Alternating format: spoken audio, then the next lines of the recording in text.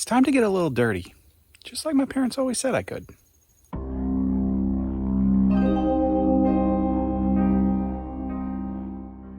The actual project starts at this timestamp. The explanation for that project starts now. So I moved from Indiana to Georgia when I was 7, and I was not thrilled. And I remember that my parents told me 2 things before we moved. 1, Georgia had more snakes, specifically more venomous snakes. Didn't like that. Did not like that one bit. And the second thing was that the ground in Georgia was made of red clay. That one piqued my interest. Of course, being 7 years old, my only experience with clay of any kind was store-bought, processed, sculpting clay. So imagine my surprise when we get to Georgia and I have no friends, no clay, and a lifelong fear of snakes. So nearly 2.5 decades later, I'm going to find that red clay. First, I'm going to need some dirt. And I don't have any around here that I can access easily. But I do know where I can get some. And while it is technically legal for me to be there and collect some dirt, I do think I'm going to get some weird looks. But the internet tells me that I can get anywhere as long as I'm wearing a high-vis vest. So, let's test out that theory.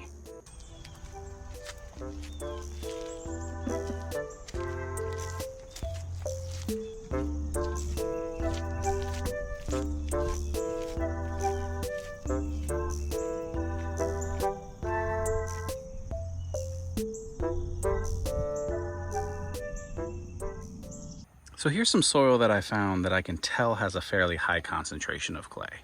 And there's 2 ways that I know that. The first would be these tire tracks. So you can tell that this soil holds its shape pretty well. The other reason are these cracks you can see over here. Because unlike soil that has larger particles, clay expands and contracts as it gains and loses moisture. So as it dries out, these cracks form, again telling you that the concentration of clay is pretty high compared to other soils. And actually, if I were to poke my finger into it, you can see it leaves these divots, kind of like you would expect from store-bought clay.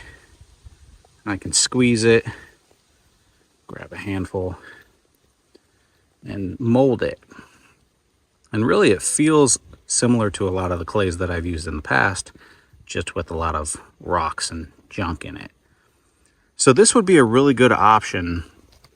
And you can see that it does have some of that red color that I'm looking for, but just not enough. I really want to make red Georgia clay. So this is great, but I'm going to keep looking. This is also very high in clay content, and you can tell that by the way that it is. And I joke, but it's kind of true. I mean, you can just see that it feels, looks, acts like clay. Got that plastic texture both in appearance and in feel. And again, this is not very red at all.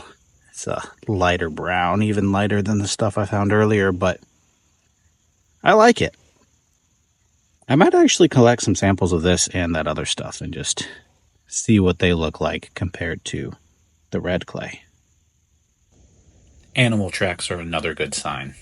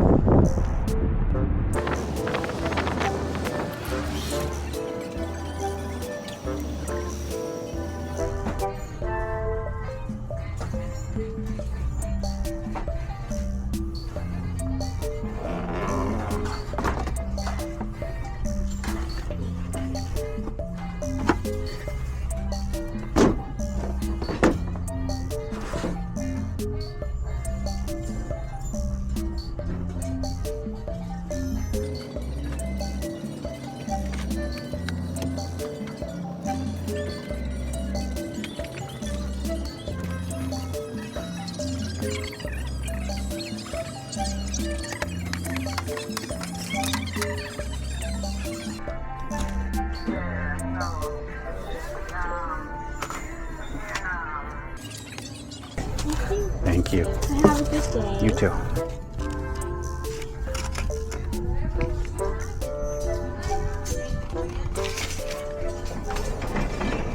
Well, we got dirt. 5-gallon bucket full. And you can see that it is full of rocks and pine straw and a lot of stuff that we don't want in it. So I am going to have to refine this, process it down. And I recommend that everybody go check out Andy Ward's Ancient Pottery. Great YouTube channel. He has a lot of information on where to find natural clay and then how to process it in a lot of different ways. So that's basically the guide that I'm going to be using to get this to a workable state. And the first step is to basically filter out all of this larger junk. And in his video he uses a kitchen strainer, but my wife is pretty tired of me ruining all of our kitchen tools, so I am going to make my own strainer. And I'm going to be using some of this leftover mesh screen from the truck camper build, and then this picture that you saw me pick up from Goodwill.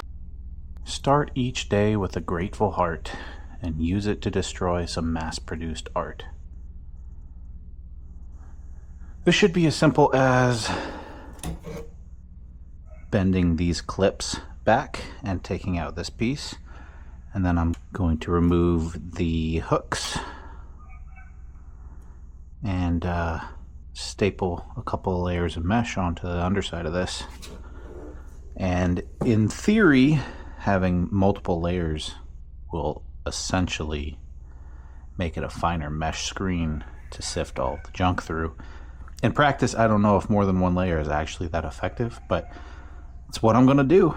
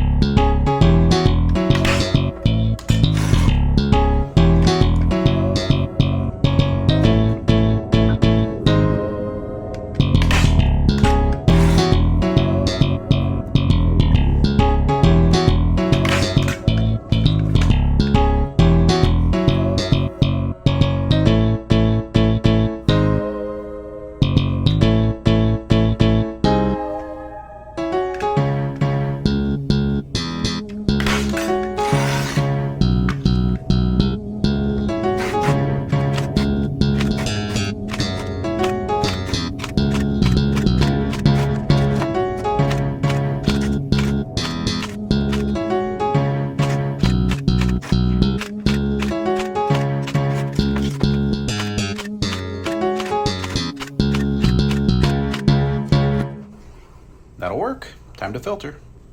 Step 1 in the filtering process is water.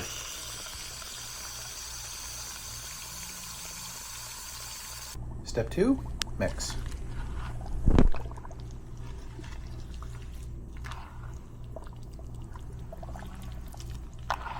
And step 3 is pour.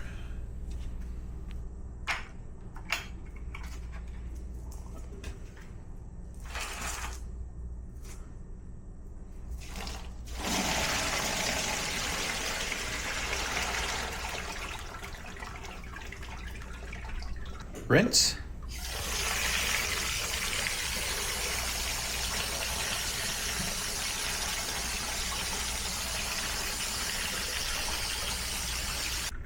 And just look at all that stuff I was able to keep out of there.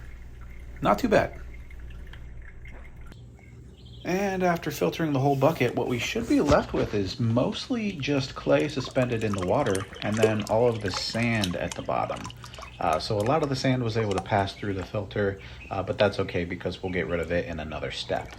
But the rest of this is just clay and water, which is really what we're after. So a little bit more work to do, and I will get the clay and water into that bucket and leave the sand behind in the next step.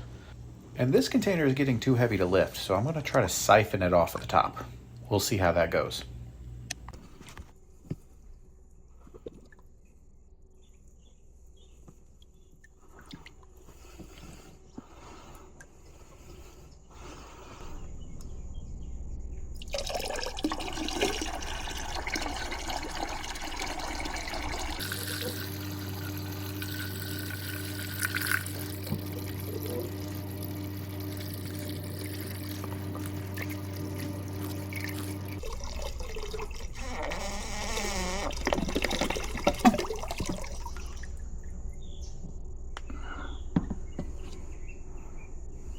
Cool.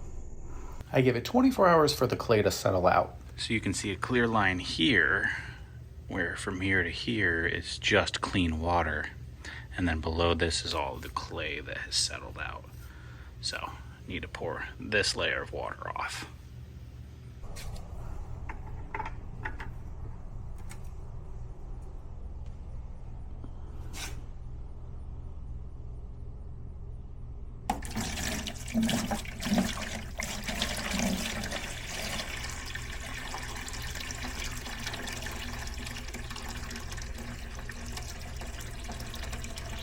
Try to leave as much of the clay behind as I can.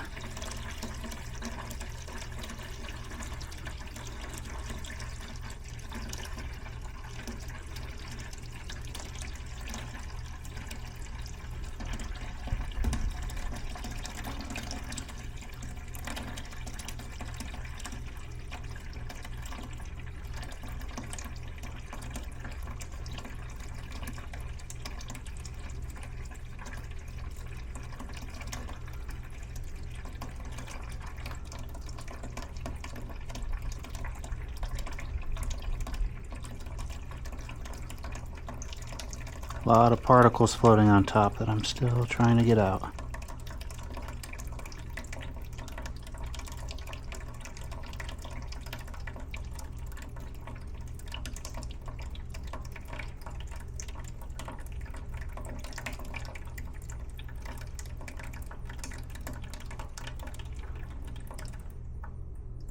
All right, that's good.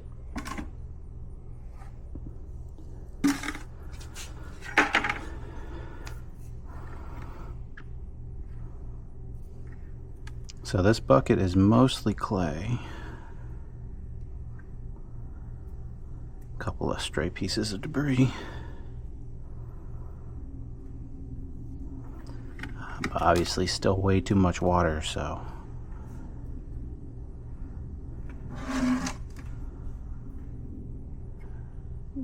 we need to dry it out some. So I have a cotton pillowcase. Just going to line this bucket with, and then pour the clay through here. The threads of the cotton should keep all of the clay inside. A lot of the water will drain out, and then we'll leave it in the sun to dry out further.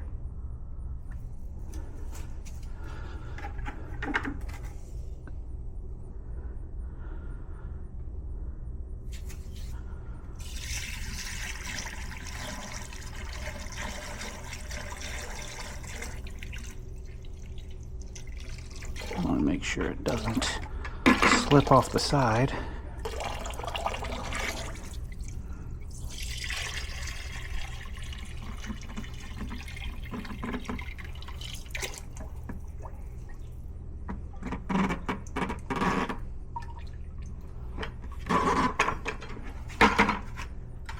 I want to get all that off the bottom. Let me go find my rubber spatula. Got it. Bought this one specifically for projects, again, so that I don't mess up our kitchen tools.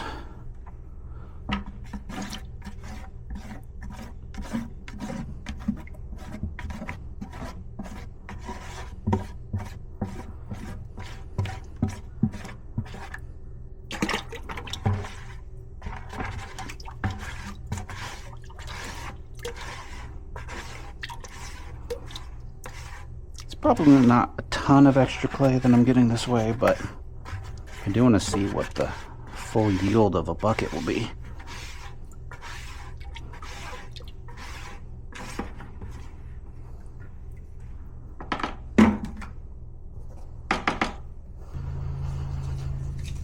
I'm just going to gather it up. Might as well zip it, so just in case I do something dumb and tip it over. Alright, already a lot of that water being left behind. And we'll just leave this in the sun.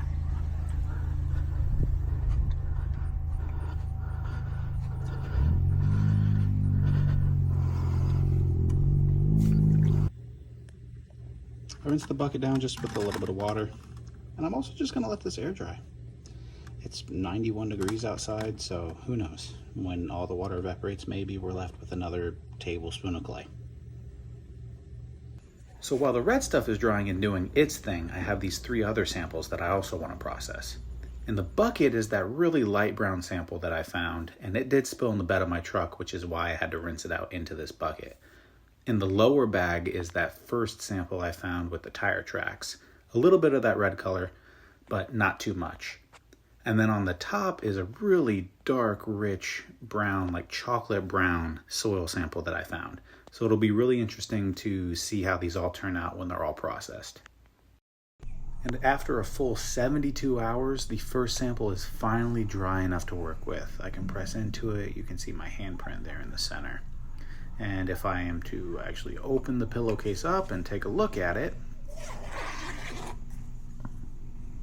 we have finished clay. This is basically done. I need to take it out and then get it all uniform, but it feels completely different than that slurry that we put into the pillowcase after it gave up all of its moisture. Now it is just clay. Super cool. So let me pull the clay out of this pillowcase and we can see exactly how much yield of pure clay I got from that 1 5-gallon bucket of dirt.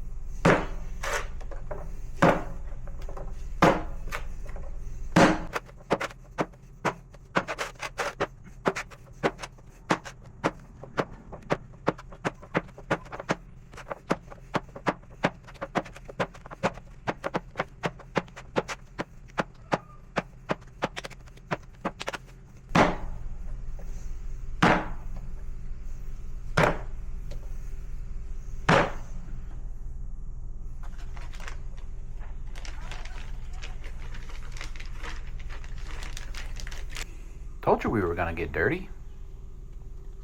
Wow. So I spent a little bit of time throwing the clay and kneading it and just making sure that it's all a uniform consistency and texture and moisture level throughout. And it's actually a pretty significant block of clay. And I am just going to weigh it to see exactly how much we're left with.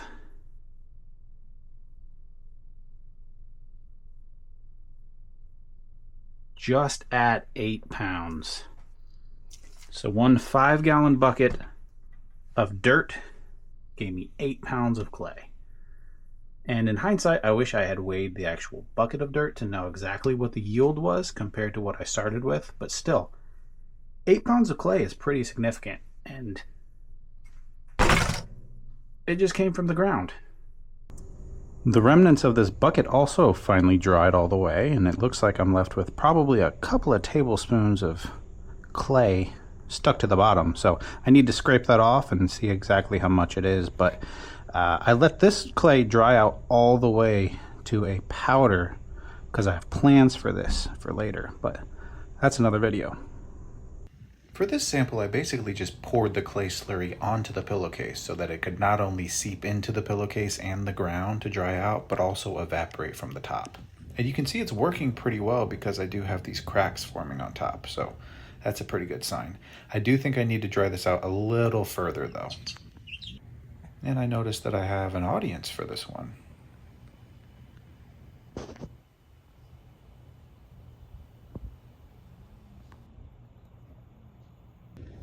One tip I learned from the late Grant Thompson of the King of Random is to use paper towels just to soak up that last little bit of moisture.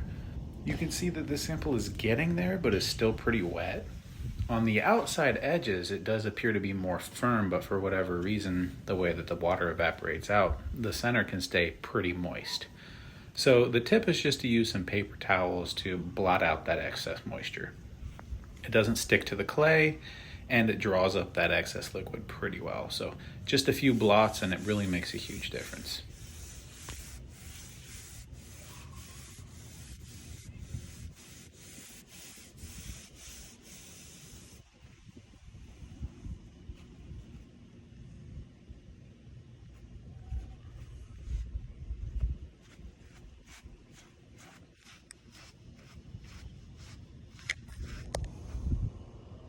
So at the end of all that processing, here are the 4 clays that I'm left with. And I think there are a lot of pretty cool comparisons that can be made from these.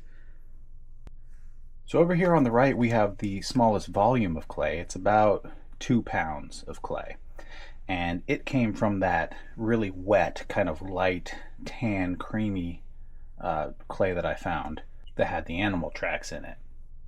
So what's interesting about this one is that it got so much darker in color after processing. And I don't exactly know why that is. Maybe there were air bubbles trapped in the clay in the puddle when we found it, or maybe the light was refracting off of it because of the additional moisture.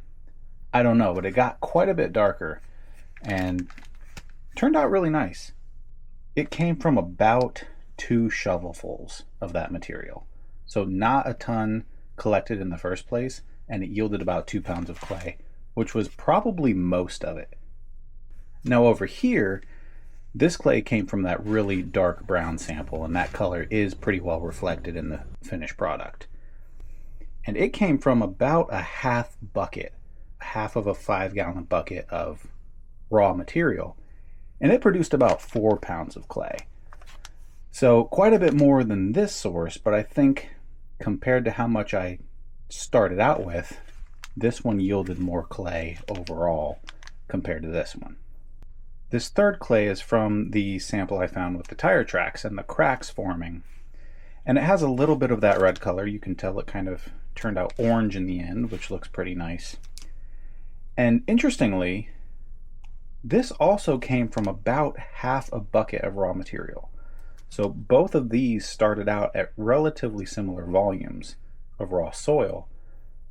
But when processed, this one left me with 7.5 pounds of clay.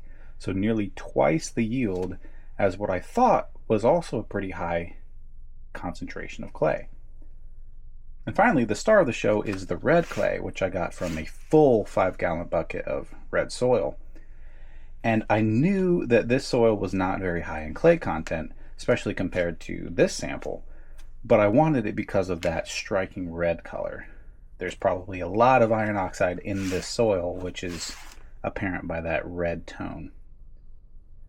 And this sample, although it came from a full 5-gallon bucket, yielded 8 pounds of clay, compared to half a bucket yielding 7.5 pounds of clay.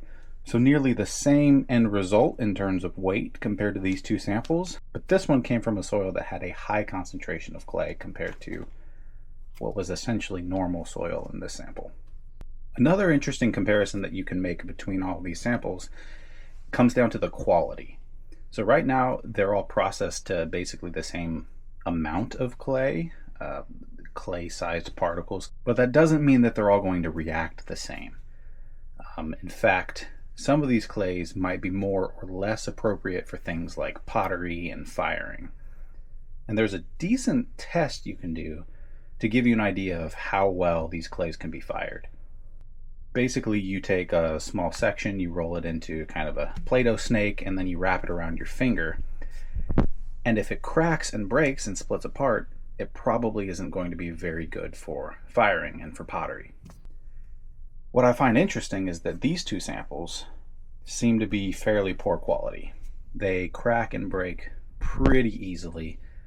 I can't even make it half a rotation around my finger before they completely fall apart. These two, on the other hand, almost no cracking. They seem to be at better quality for pottery and firing, and I might do that at some point during a later project. But that's going to be for another video. I do have a couple of projects planned that will use that clay, but it's not going to be the very next video. In the meantime, we can go ahead and check this one off of the big list of projects.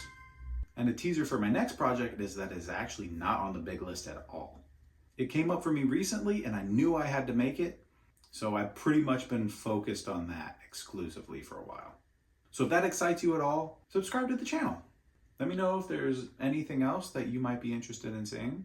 Leave a comment if you have any other ideas. And I'll see you in the next one.